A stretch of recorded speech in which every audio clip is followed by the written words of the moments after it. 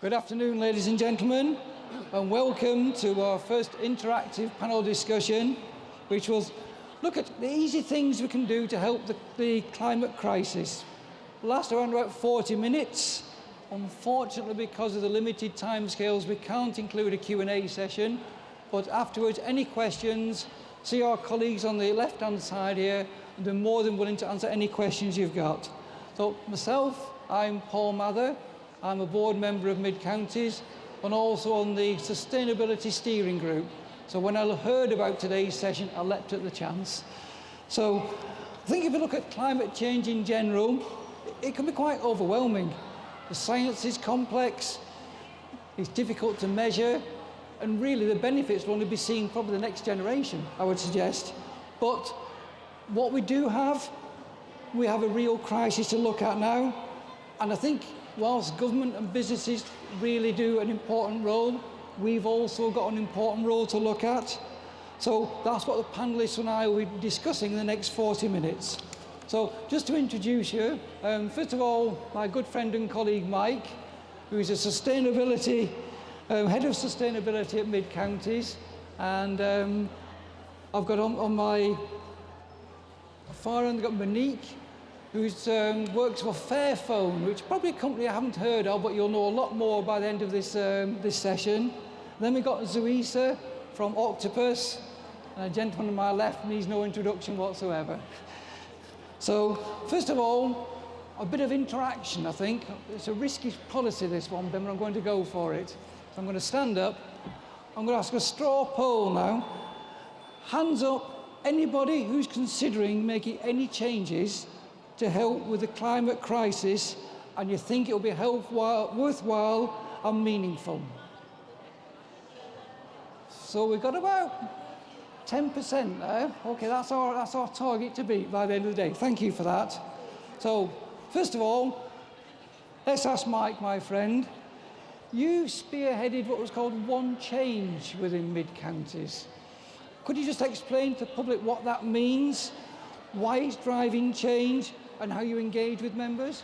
Yeah, sure. So at the Mid-Counties Co-operative, we launched One Change a few years ago, with the main aim being to inspire and engage people to take climate action. There's a realisation amongst our members that climate change can be quite daunting for people. They don't know where to start. So the idea of One Change is just to encourage people to make one simple change in their day-to-day, and it could be really easy as switching your lights off when you leave the room. It could be really, really simple, but just to get people on the journey. But what we also do through One Change is we collect these pledges and ideas from our members, but we try and connect these pledges together to make even bigger impact. So we enable those ideas and people to work together collaboratively to really drive forward that activity. And the other part, from our point of view as a business, we're also able to engage with our members and customers to ask them the one change they want us to make as a business as well.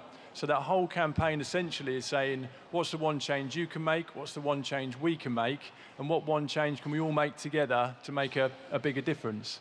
Oh, that's brilliant. So it's been going on, what, 3 or 4 years now, hasn't it, Mike? So what plans have we got in the future to try and develop One Change? Yeah, so moving forwards, we've achieved some really positive impacts from One Change. We've enabled 1,000 eco-bricks to be created using waste plastics to help tackle single-use plastics. We've eliminated 8 million single-use plastic carrier bags from our food stores. And we've also achieved recently the EDI Sustainable Leaders Awards for Community Project of the Year because of that engagement with our members. But moving forwards, what we want to do is connect One Change a bit more closely to our products and services and actually recognise and reward our members and customers for making ethical purchases and sustainable decisions. So we're working closely with Ecology, an environmental charity, where when our members and customers make certain purchases, we're enabling trees to be planted globally and also carbon reduction projects to be implemented globally as well. And because of that, we've enabled over 60,000 trees to be planted so far, and we've got a pledge and an aim to achieve 1 million trees. And the aim behind that is to show members and customers the difference they're making, so they can see as a result of that one change, that collective difference they're making. That's a bit of a steep exercise you got there then, Mike, quite challenging, but I think we're up to it. So the theme of this panel is easy things people can do to help with climate change. So all the pledges that you've seen and your experience, what are your favourites where they're easy to implement but be effective and can be carried forward in the future? So I think probably the one that has sustained the biggest legacy was the amount of people that wanted to get up and get involved in community litter pick volunteering. I know it sounds a really straightforward one, but so many of our members wanted to do it. So we enabled across all of our 20 regional communities to have these regional litter picks taking place on a regular basis. I think that was a really popular one that pulled people together and got them involved collectively. I think the other one has to be the Eco Bricks project. We enabled over 1,000 Eco Bricks. So these are people that wanted to use waste plastics but didn't want to throw them away. Quite right, they didn't want to throw them to landfill. So we connected hundreds of members together to enable them to build these eco bricks, which actually went to build a home for some turkeys in a farm not far from here, a fairy tale farm over towards Chipping Norton, and some benches as well. And that was just because we were able to bring people together to do that. That's fantastic, that, Mike. Thank you. I'm now going to go across to Monique, and I'm going to look at that way where when we make discretionary purchases, how decisions we make can actually make a difference to the climate change. So I'm not talking about a bicycle or an e-bike, because that's pretty straightforward, or even an e-scooter if you dare ride one. I'm talking about normal day-to-day purchases. So first of all, a general question, Monique. To what extent do you think the environmental issue is important when people should be considering a normal purchase?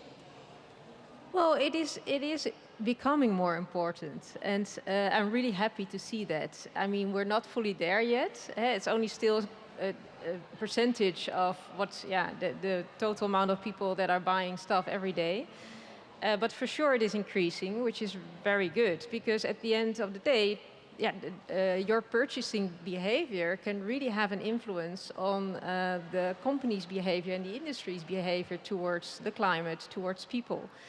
And I mean, if we choose to spend our money on a product that doesn't have a negative impact, or even better, has a positive impact on people and the planet, then we can really drive change. Because the market responds to demand, right? If we have more demand for goods, good will increase. It's at the same time not that easy, because the market responds to demand, but also creates demand, because still we're every day buying stuff that we don't need. And it is that make, use, dispose model that the economy is at the moment thriving on, but really unsustainable. And that is, one of the reasons why we started Fairphone, to challenge that model and to inspire the industry to move towards a fairer circular model. So you mentioned Fairphone, and your signature product is the Fairphone 4, which has been labelled the greenest ever mobile phone in the world. So that's quite a statement. So Phil alluded to it earlier on. So can you just excite us to say how it differs from normal mobile phones and how it impacts on the climate? Yeah, well, I think it starts with what I just said. That make, use, dispose model is what we want to challenge as Fairphone. So when you look at phones, it's good to realize that on a yearly basis, we're putting 1.5 billion phones on the market. And on average, we're only using them 2 to 3 years. So then knowing that we only take back a maximum of 20% for recycling, and in that recycling process, we cannot get out more for reuse than 30 to 50%, you can imagine that e-waste is the fastest growing waste stream worldwide. So that is exactly what we want to tackle, and how we do that is, and that is when it comes to very concretely our Fairphone 4, but also the other phones we made before, is it is really our aim to stretch the lifetime, the user time of the phone to its max, because circularity starts with ensuring that you use the materials that the phone are made of, you use them for as long as possible at their highest value as possible. So we don't start talking about recycling. I think it was mentioned earlier today also. I mean, recycling, okay, but it's at the end of the road that you can think and should think of that. But start first with okay, do I need this? Secondly, how long can I make sure that I can use this for as long as possible? So that is what we do, and with the Fairphone 4, we, building on our other models, have further optimized the repairability of it, so you can very easily change your battery after 2 years. Often the battery life goes down, and that is actually one of the main reasons why many people choose another phone. Well, it's so easy to change that battery. You take it out in 3 minutes, you put a new one in, and it is as good as new in terms of the fastness. And so, yeah, and you can also repair, if the glass is damaged, you can easily change it, and we have spare parts online. But also, we really optimize our software support to stretch our support there. And that is, really, I think, against the trend in the industry, where you see that, at the end, the industry is thriving on using it as short as possible, and also, not really taking care of the use in that sense. It's so frustrating when you have to throw away a whole product because one thing's gone wrong. Exactly. So I think probably the So most... unnecessary also, I think the most important part of Fairphone 4 is the ability to have a screwdriver, because you can make a quick change. Exactly. And can I say one thing? Of course you We're can. really proud that we're also actually this week have launched the headphone. It's the first modular headphone as well. It consists of 9 modules.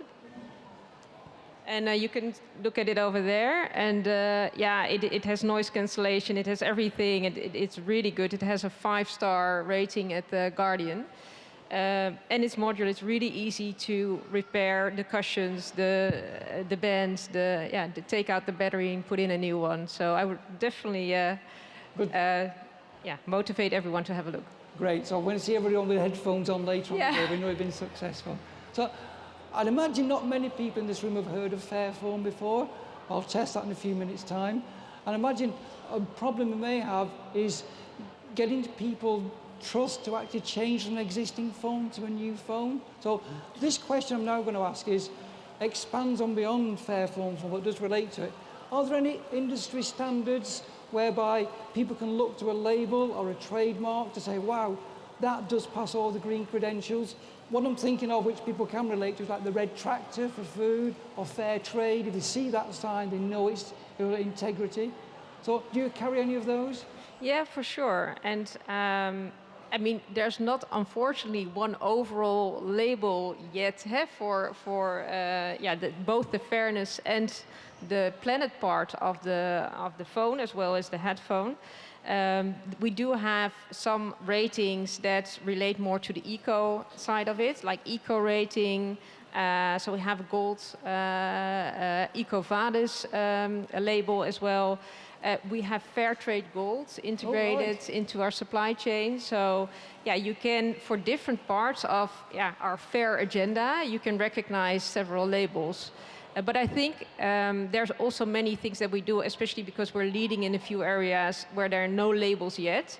So there we really try to be as transparent as possible and make it very accessible, the data to prove that our claims are true in a report. So we just actually 2 weeks ago published our impact report with a lot of infographics, but also a lot of data. So people that really want to scrutinize and have a good look, and I would actually motivate everyone to do that, because there's a lot of claims out there that are very empty. So I think it's very important to, as a company, to account for that in your reporting every year.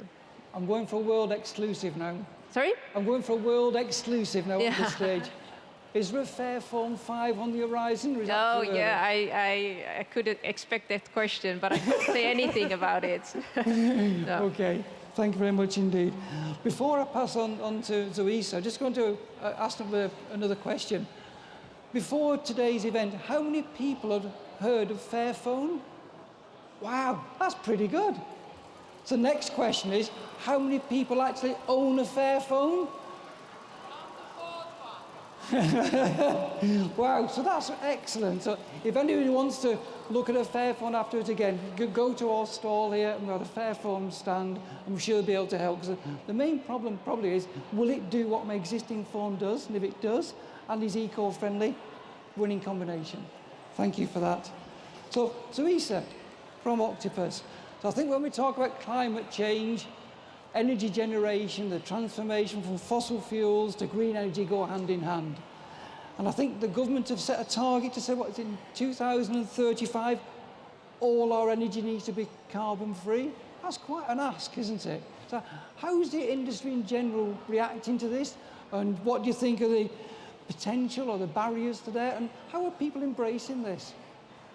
No, it's a really interesting question. And when you say the figure 2035, I actually think it lacks ambition, and we need to be going much faster. Right. And I say that actually sitting here today, we're in the middle of a cost of living crisis, of which energy is at the centre. And we talk about sustainability, of course, is hugely important, but affordability, there's a lady actually just mentioned it a minute ago, is also really key here. And the simple fact of the matter is that renewables are the key to building us out of this energy crisis, because they are, time and time again, the lowest cost of energy that we can be building and then supplying to our customers. So to me, 2035, I get very impatient. I have a business that is building very quickly. But actually, most importantly, one of the things in the last year that's really blown me away is the response to onshore wind in this country. So right. I don't know if you know, but onshore wind is the cheapest form of energy. So of solar, of offshore wind, everything. Onshore wind is the cheapest form of energy. And we wanted to actually kind of understand NIMBYism a bit more. And we're not frightened of those things. Right. I think it's a really kind of important conversation to have. And we have a couple of wind turbines that are very close to villages, quite deliberately. And we said to customers, if you use the energy when the wind is blowing really, really fast, and there's lots of energy coming through the grid, we'll give you 50% off of your energy bills for doing this. And the response has been overwhelming from people. So not only are the tariffs completely oversubscribed, we've now taken 18,000 requests from communities across the UK to have wind turbines just like this. Now, the injustice is, at the moment, it's very hard to build wind turbines in the UK because of planning conditions.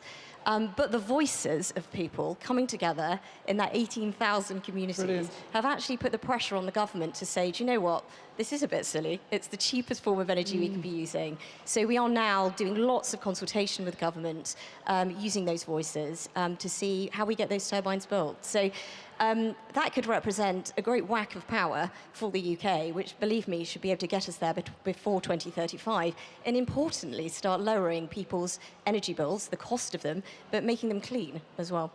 Music to my ears. I'm going to enter a naughty word now. Greenwashing. We've all heard of it, and it's quite emotive. Just for the benefit of the public here, explain what the difference between greenwashing and proper green energy is. I think it's important. Yeah, and it's a really difficult one, this, because customers using energy, it all comes from the same grid. And as you were pointing out, it's going to take till 2035, apparently, to be able to get solidly green electrons coming through the grid. So whatever you're using, it's essentially just a mix that's coming from grids. But you can go to energy suppliers like ours that have solidly green tariffs and are also investing in renewable generation. And I think that's the most important thing, because we're still at 40% of renewables in this country, so the rest is not clean energy. So it's really important that we start pressurising energy companies like ours to go faster, to build more generation, so that we can actually be cleaner as a result. So while the term greenwashing is a difficult one, there are things we can do, which is use our voices, actually. Excellent. I know that Octopus owns some of their own wind farms, but I think you alluded to it a couple of minutes ago, been a rise in community-based energy generation. And the theme of this is, how can people actually get involved, make a small change? So is there a way that the public can actually fix into this and take advantage of that, or even develop their own wind farm? Absolutely. So one of the ventures working with the Co-operative we have at the moment is called Unity, and it does exactly this. So it's representing communities that want to come together either to build new wind or if they already have wind farms built and they need somebody to talk to about giving them a stable power price long term, which is very technical but very important in building projects, is the stability of price that can be given by a supplier. And Unity does all of those things. So it does something with power purchase agreements, but it's also very much bringing volunteers together that can drive this action in the UK, where not only, of course, there is huge pressure on companies like ours to build more and do more, but people can come together to do that too. And the simplest option, if someone just wants to buy a purely green community energy, is that available? He asks, knowing the Absolutely, yes. So, you can either speak to Unity to do that, or indeed Octopus, and through things like our fan club as well. So there are lots and lots in the market at the moment of community-based energy tariffs out there, and they're really, really worth taking a look at and subscribing to if you can. You alluded to fan club. I think for the people in the room, what's a fan club? So Fan Club is our Octopus wind energy. So they're basically turbines, and it's a take on the fact that, of course, they look like fans. And if you're a fan of wind energy, you can sign up to a tariff called the Fan Club tariff. And this is the tariff which actually means that using green energy is cheap energy. So if you are prepared to make a shift, we'll send you a price signal and say, at this time tomorrow, do all your washing, charge your electric vehicle, or whatever you want to do in your house, so your energy-intensive chores, and we will give you up to 50% off your energy bill for doing that. Oh, great. Right, now, last but not least, I think that energy is an added incentive for people to actually use less because it saves money. So within 2 minutes, your top energy-saving tips. Top energy saving tips. So I would say coming into this energy crisis, it's very important that we do things like not overheat unnecessarily. So we say to people, some of the things you can do is turn down your boiler rate, which can save you money, because actually at the moment thermostats are probably turned a bit too high, so that's one of them. Also look at doing things like heating the human and not the home. So one of the initiatives we had this year was giving out electric blankets, which have saved 19% on energy bills, which is really important. And then there are things like you can request from energy providers lots of tools. We have thermal imaging cameras, for instance, that can come into your home and see where all the major drafts are. So if you need some sort of insulation to go on your boiler, then we can do that. So if you speak to your energy provider, there will be lots of things you can do. But I really hope, actually, my aspiration for the future here is that we should live in a society where if we run solidly on sustainable energy, you shouldn't need to be limiting what you're using at all. We should have an abundance of green electrons that are really cheap for everybody. Fantastic. Thank you. Over to Ben. I think I want to ask you some specific questions, Ben. Bearing in mind your perspective on the world and what climate change is, on your travels, are there any striking or scary incidents you've seen that climate change is here and now and we need to be worried about it? I mean, the reality is I don't think I've been anywhere and I haven't met a single person who hasn't told me that things are changing. The remotest communities, the glaciers in some of the farthest away places, every single landscape, every single people, 100% have said things have changed. So yes, in answer to your question, I've seen it often.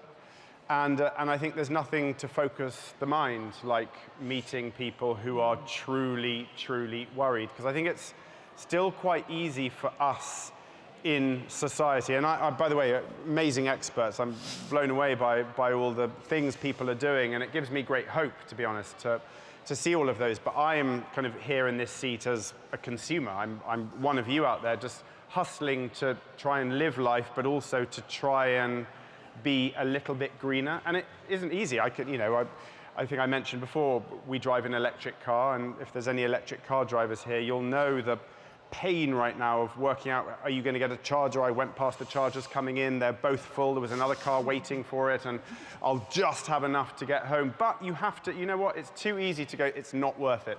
You just have to, you have to get on with it. And I think, was it just the other day, I think most of our energy was coming from offshore wind for the first time. So, you know, there are great strides being made, and I love the Fairphone idea. You know, I didn't know about Fairphone before. I can't wait to go and see it. So what gives me great hope is when I meet true pioneers who really are doing their bit.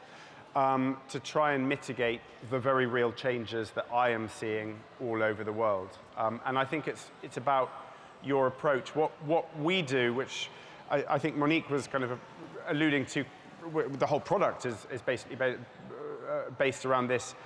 One of the big changes we've made in our household towards our consumerism is need versus want. And I think so many of us go through life wanting stuff. We all want stuff, don't we? We want the latest phone, we want the latest bike, we want the latest car, but do you want it or do you need it? And we just have to try and switch that whole mentality. And listen, Co-operative is many of the parts of the business are shops trying to sell stuff. So I'm aware of the contradiction that we all have. It's an inconvenient truth. It gets in the way of consumerism, but it doesn't have to be that way. It's just that we are stuck on this railroad and we all just have to try and change our approach. I've been watching some of your podcasts, and on one you made quite an interesting remark that the impact of worldwide meat production is equivalent to the impact of travel. So does that mean we're all going to be veggies? I know, we in our house, listen, I think it's very dangerous to seesaw or yo-yo between any two individual things. So I don't think we should go entirely wind, for example. I think we should embrace solar. There's plenty of other things that we need to do. I don't think we should be going all electric cars. I think we should be embracing hydrogen and maybe even keeping a few, controversial, maybe keeping a few fossil fuel cars. I think it is just about being measured. So in our house, we are what is called flexitarian. So we have reduced our meat consumption dramatically. I probably eat meat, and that's no red meat at all. I eat meat maybe once a month. And that is partly because it doesn't really agree with me anymore, so I don't really, and it is partly environmental as well. But I can also see the damage that going with an extreme vegan diet can have with things. So I think it's just, humans, we just tend to go one way or the other. It's so annoying, isn't it? We just need to be sensible and just find a middling area. So no, in answer to your question, I don't think we should abstain from meat, and there's probably some farmers in this room who'd be horrified by that. Right. It's livelihoods at stake, and what are we going to do with all those animals? But I think it is just about, you don't need to eat meat 3 times a day, just in the same way you don't need to eat vegetables 3 times a day. We just need to mix it up a little bit. So that comes on to my next point. I think you alluded to earlier on that you're a great believer in small steps make a huge difference. So just a bit of controversy. What would you say to the doubters to say, yeah, we're making everything we can do, we're making small steps, but look at China. For every bit of carbon we save, they're wasting. How would you respond to that? Well, it's a very narrow-minded attitude, that. Just because someone else, because someone else is shoplifting, are you going to go and do it yourself? I think this idea is we should, let's mention the word you're not allowed to say now, Brexit.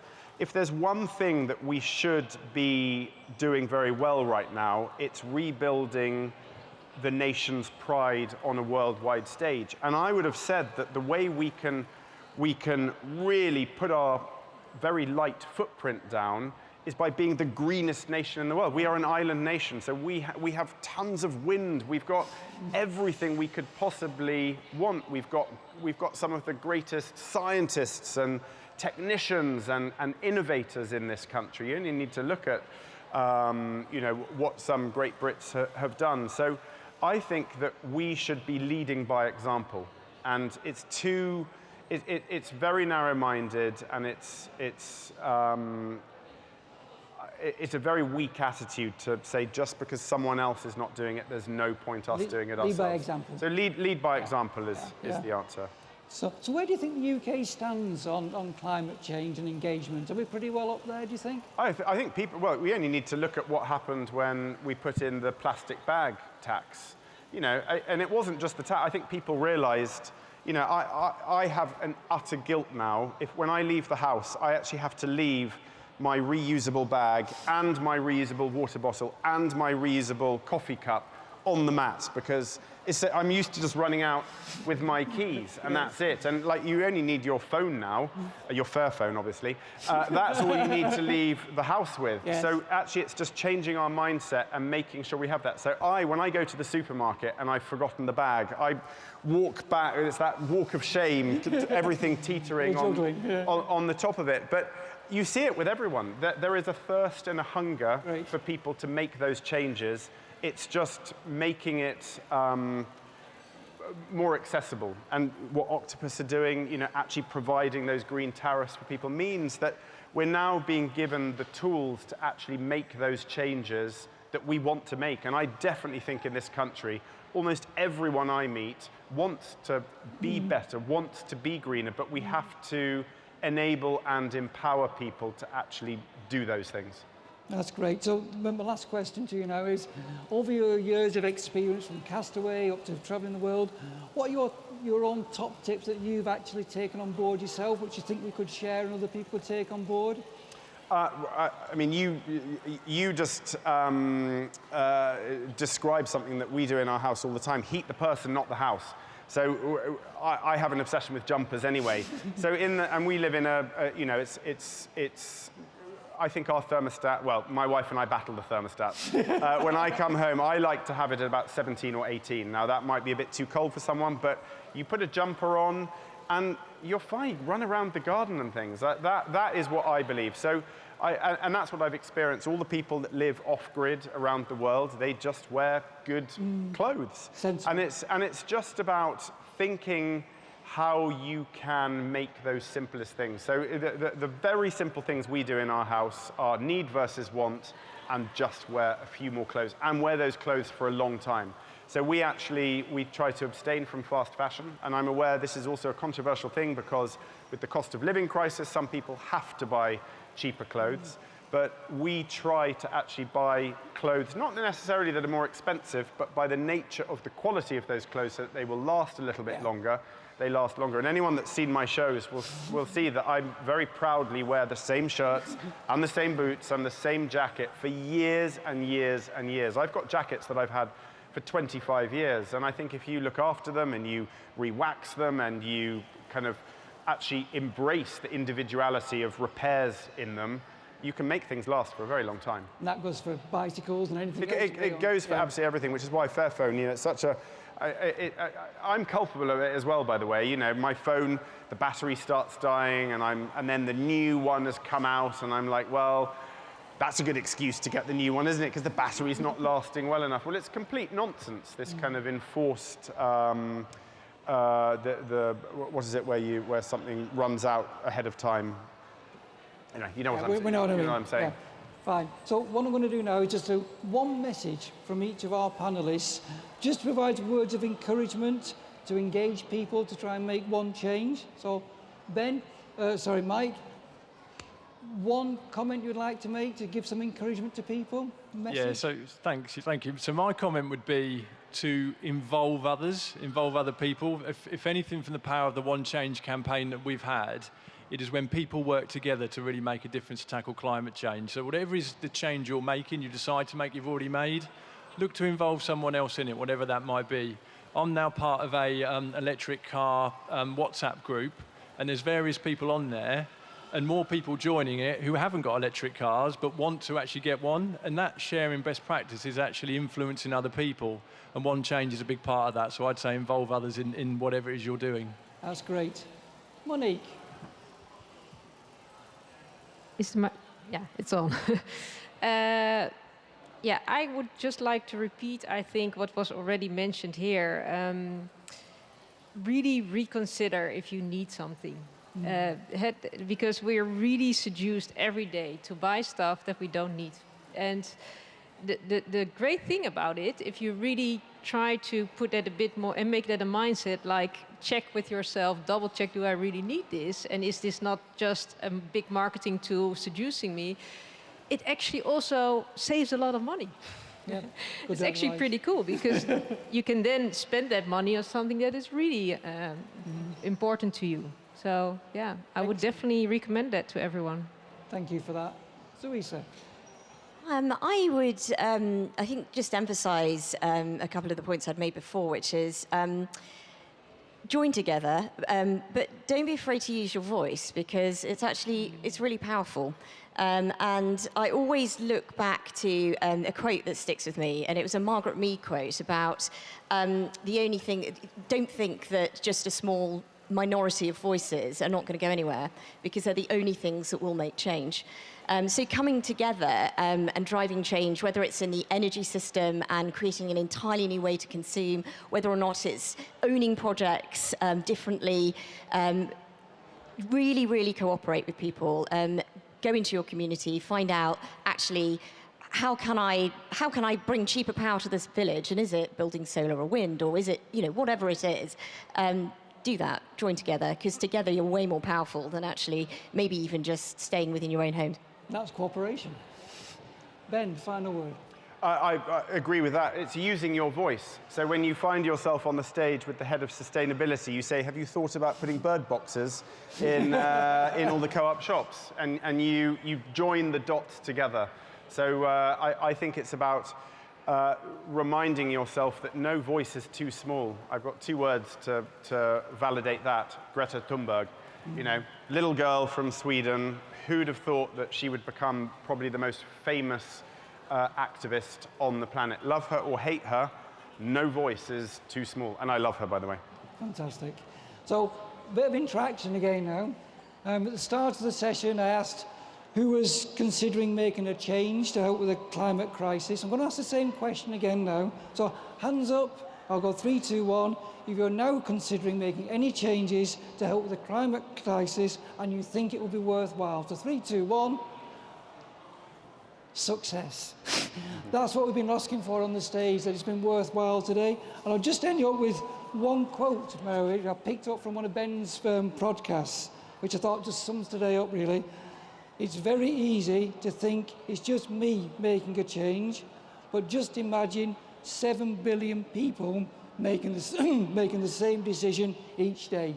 And that's cooperation, and that's force. So, ladies and gentlemen, I hope you found it interesting. We've certainly enjoyed it. But I think we have to have some appreciation for the panellists here for giving up their time, sharing their experiences and expertise. So I'd like to ask you to show your appreciation in the normal manner. And the panellists, thank you. Thank you.